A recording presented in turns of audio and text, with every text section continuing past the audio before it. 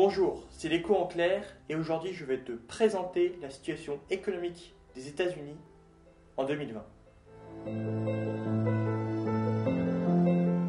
Le 8 novembre 2016, Donald Trump est élu président des États-Unis.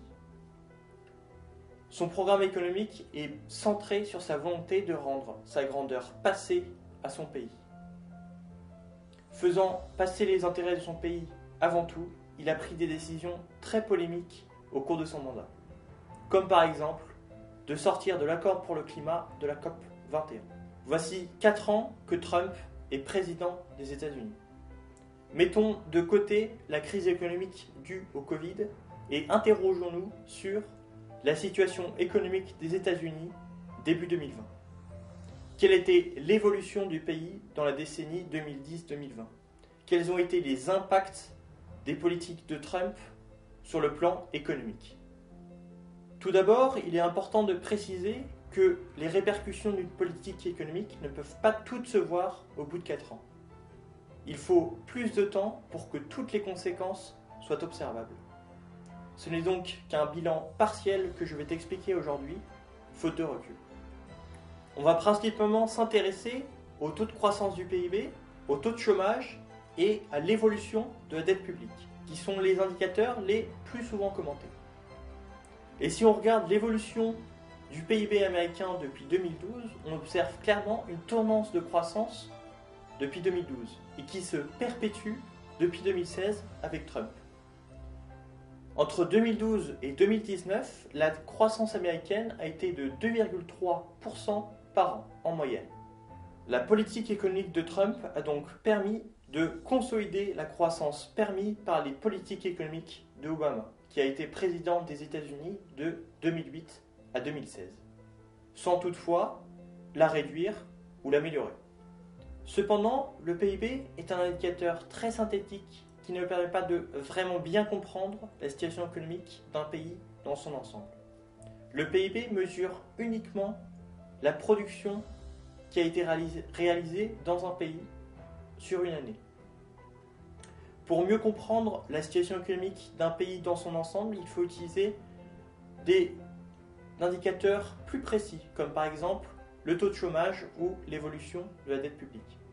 Pour l'évolution de la dette publique, on observe un endettement continu des États-Unis depuis la crise des subprimes de 2008, sans variation particulière depuis 2016 avec l'élection de Trump. La dette publique des États-Unis a augmenté de près de 60% entre 2010 et 2018. Cette évolution de la dette publique est conforme à la logique d'endettement mise en place aux États-Unis et dans le reste du monde depuis la crise des subprimes de 2008. Les taux d'intérêt sont très bas, donc les États peuvent emprunter beaucoup d'argent à très bas coût. Et ces taux d'intérêt sont très bas car les banques centrales du monde entier mettent en place des politiques visant à réduire ces taux d'intérêt. Si tu veux en savoir plus sur ce sujet des taux d'intérêt et de la dette publique, je te conseille d'aller voir une de mes précédentes vidéos, Dette publique explication en 10 minutes, où je t'explique plus en détail l'évolution de la dette publique. Regardons un autre indicateur, le taux de chômage. Le taux de chômage représente le nombre de personnes sans emploi par rapport à la population active. Et ici aussi, c'est la continuité de la tendance que l'on observe depuis 2010. Le taux de chômage est passé de 9,6% en 2010 à 3,7% en 2019. La politique économique de Trump a donc permis de préserver et de pérenniser la baisse du chômage mise en place aux États-Unis depuis 2010. Alors, évidemment, il faut manier les chiffres du chômage avec beaucoup de prudence. Ces chiffres sont basés sur des critères précis de calcul. Ils ne comptent comme un chômeur qu'une personne qui est sans emploi et qui en cherche un activement. Donc, c'est-à-dire que si une personne est sans emploi mais n'en cherche pas un activement, elle ne va pas être comptabilisée dans les chiffres du chômage. Donc ces personnes qui sont au chômage dans les faits mais qui ne comptent pas dans les chiffres du chômage viennent former ce qu'on appelle le halo du chômage.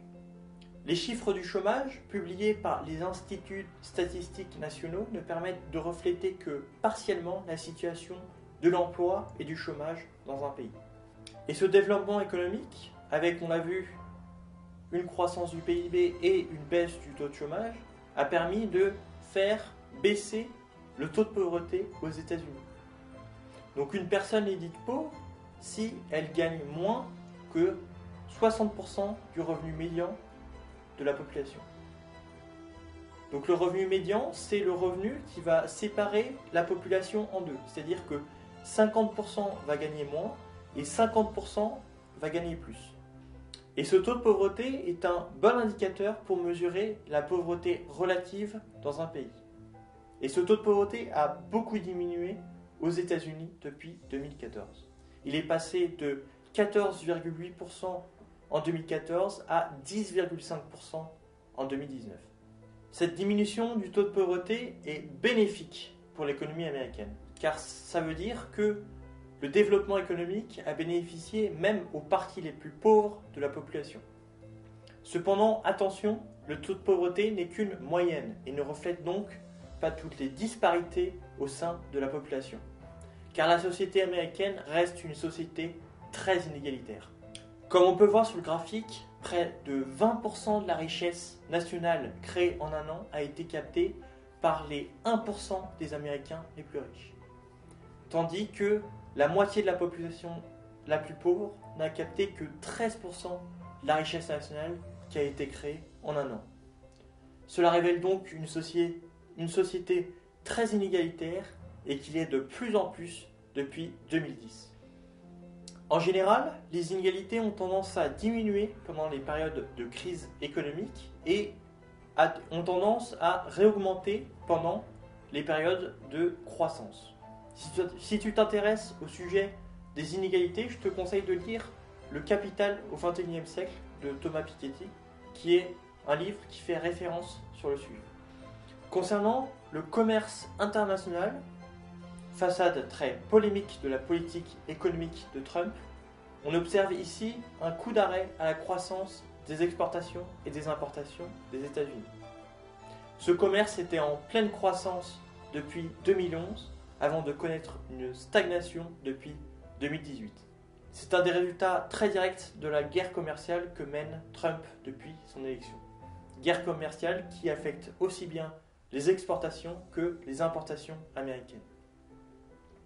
Il existe un lien très fort entre commerce international et développement économique. Plus un pays va commercer avec l'étranger, plus il aura tendance à se développer économiquement.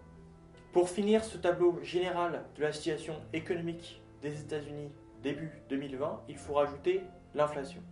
L'inflation représente l'évolution générale des prix dans un pays. Donc par exemple, un taux d'inflation de 2% indique que ce qui coûtait 100 € l'année dernière va avoir tendance à coûter 102 € aujourd'hui. Un consensus économique préconise un taux d'inflation de 2%. C'est le rôle de la Banque centrale, donc la Fed aux États-Unis, de maintenir ce taux d'inflation à ce niveau. Donc le taux d'inflation est principalement dû à la politique de la Banque centrale, même si la politique économique du gouvernement peut avoir une influence sur ce taux d'inflation. Le graphique nous montre que le taux d'inflation aux États-Unis oscille autour de ce taux depuis 2010, même s'il y a eu de fortes pressions déflationnistes en 2015 par exemple. Donc ce risque de déflation a conduit les banques centrales du monde entier à prendre des mesures drastiques de lutte contre la déflation.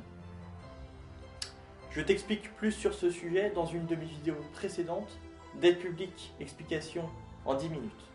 Donc si on dresse un bilan global, on peut dire que la politique économique de Trump a perpétué une croissance économique mise en place aux États-Unis depuis 2010. Mais évidemment, cette croissance a conduit à une forte progression des inégalités aux États-Unis.